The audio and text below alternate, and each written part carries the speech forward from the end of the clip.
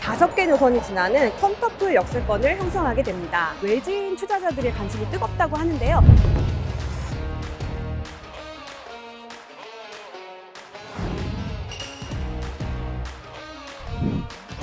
임장 가자!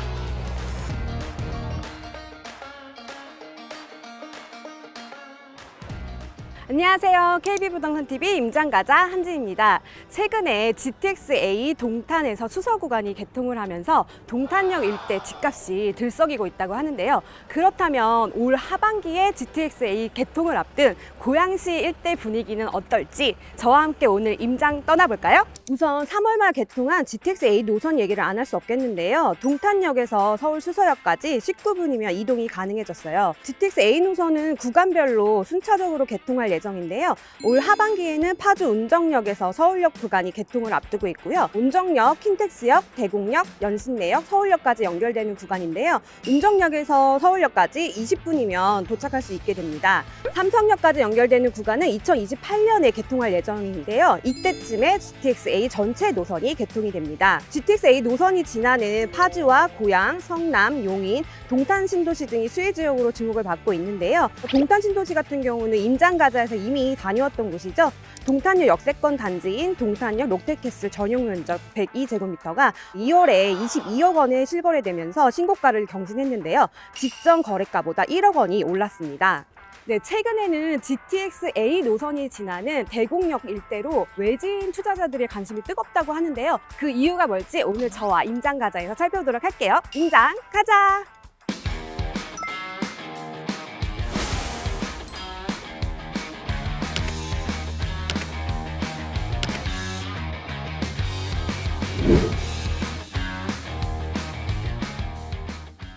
네, 대곡역은 흔히 3호선으로 알고 계실 텐데요. 현재 대곡역은 3호선과 경의중앙선, 서해선 이렇게 3개의 노선이 지나고 있어요. 서해선의 일부 구간인 대곡소사선은 대곡역에서 김포공항역, 원종역, 부천 종각운동장역을 지나서 부천 소사역까지 연결되는데요. 소사에서 남쪽으로 시흥을 거쳐서 안산 초지, 원곡, 원시까지 연결되는 노선입니다. 지난해 7월 대곡소사선이 개통하면서 대곡역에서 김포공항역으로 이동하면 9호선 환승이 가능해졌죠. 9호선으로 환승하면 고양에서 강남까지 기존 1시간 20분에서 40분대로 이동 시간이 줄어들었습니다. 대곡역은 연내 GTX-A 개통을 앞두고 있고요. 이용객 감소로 운행이 중단되었던 대곡에서 의정부역을 잇는 교외선 단선 철도도 올해 말쯤 운행이 재개될 것으로 보이는데요. 이렇게 되면 대곡역은 5개 노선이 지나는 컴터풀 역세권을 형성하게 됩니다. 이 지역에는 교통호재가 또 하나 있죠. 창릉신도시 교통대책으로 추진 중인 고양-은평선 경전철이 GTX-A 노선을 관통해서 창릉역을 지날 예정인데요. 이 노선은 세전역에서 서울대 입구역까지 연결되는 서부선과도 직결될 가능성이 높은데요. 서부선은 16개 역 중에서 6개 역이 환승역으로 예정돼 있습니다. 세전역에서 6호선, 신촌역에서 2호선, 광흥창역에서 6호선, 노량진역에서 1호선, 장승대기역에서 7호선, 또 서울대 입구역에서 2호선으로 환승이 가능해지면 고양에서 서울 은평이나 신촌, 여의도, 관악 등지로 이동이 편리해질 것 같은데요. 다만 고양 은평선은 개통 시기가 2031년 예정이라는 점은 감안을 하셔야 될 것 같습니다. 그동안에 좀 침체를 보였던 이 고양시 아파트 시장이 GTX-A 대곡역 개통으로 인해서 좀 기대감이 있다 보니까 좀 해당 지역을 중심으로 거래량이 많이 늘었어요. 덕양구가 상대적으로 일산 신도시에 비해서 주목을 못 받았었는데 최근에 향동지구나 덕은지구 같이 신규 택지개발지구들이 생기면서 신축 아파트 수요를 또 그쪽에서 흡수를 많이 하고 있거든요. 여기다가 이제 GTX까지 다니게 되면 서울 강남으로 접근성이 더 좋아지겠죠. 근데 이제 이 부분은 조금 국지적으로 판단을 해야 될 것 같아요. 그러니까 GTX역으로 고양시 모든 지역이 접근성이 좋은 건 아니거든요.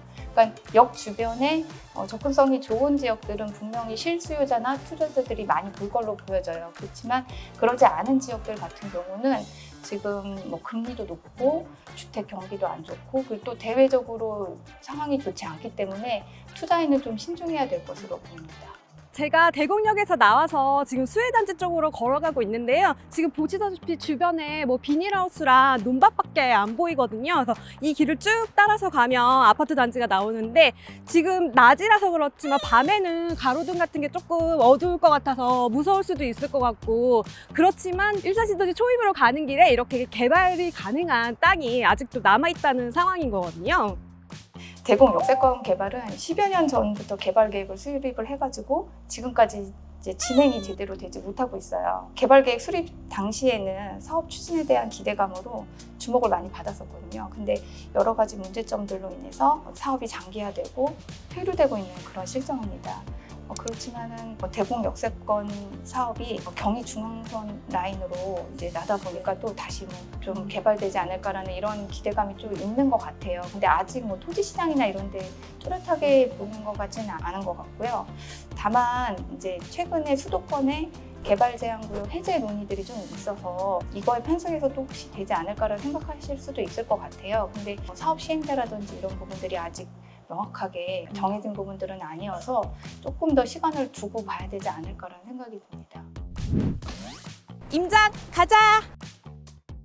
네, 제가 대곡역에서 논밭길을 따라 지나왔더니 지금 이렇게 대림 2차 아파트 앞에 도착을 했는데요. 지금 이 단지는 97년에 입주한 구축 아파트이고요. 잠깐 둘러봤는데 구축임에도 불구하고 관리가 좀 잘 되어 있어서 내부가 조경이 잘 꾸며져 있더라고요. 이 단지는 640가구 규모이고요. 지금 현재 촬영일 기준 KB 시세를 살펴보면 전용 84제곱미터가 4억 9천만 원에서 5억 3,500만 원에 형성이 돼 있습니다. 대곡역 주변에서는 제 뒤로 보이는 롯데캐슬 L클래시가 2022년 12월 입주한 신축단지여서 수혜단지로 꼽히고 있는데요. 834가구 규모이고 전용 84제곱미터 매물 평균가가 8억에서 9억 원대에 형성이 돼 있습니다. 현재 전세가는 4억 5천만 원에서 5억 원대에 나오고 있습니다.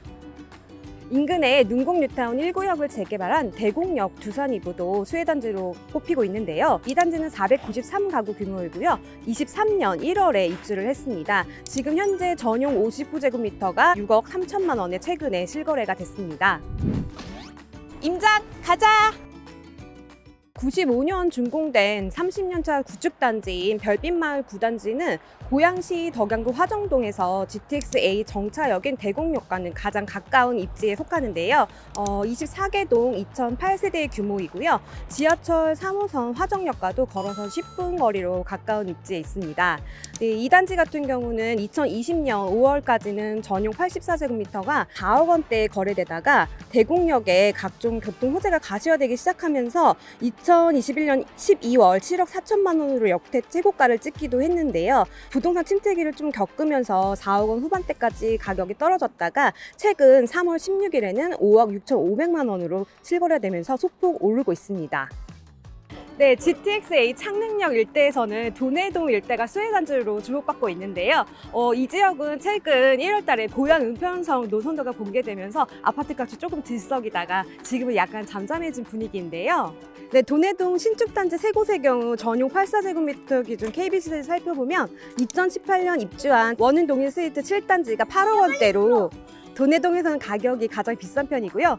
2017년 입주한 5단지 원흥 후반베르디움이 7억 원대, 또 5단지와 7단지 사이에 있는 도레울 파크뷰는 6억 원대에 형성이 되어 있습니다. 네, 현재 여기에서는 3호선 원흥역을 가려면 버스를 타고 이동을 해야 되는데요.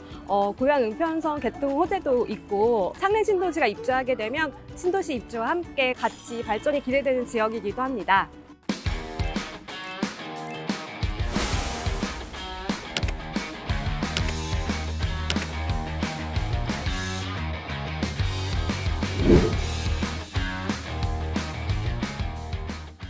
네, 오늘 임장가자에서는 GTX-A 개통을 앞두고 있는 대곡역 일대를 둘러봤는데요.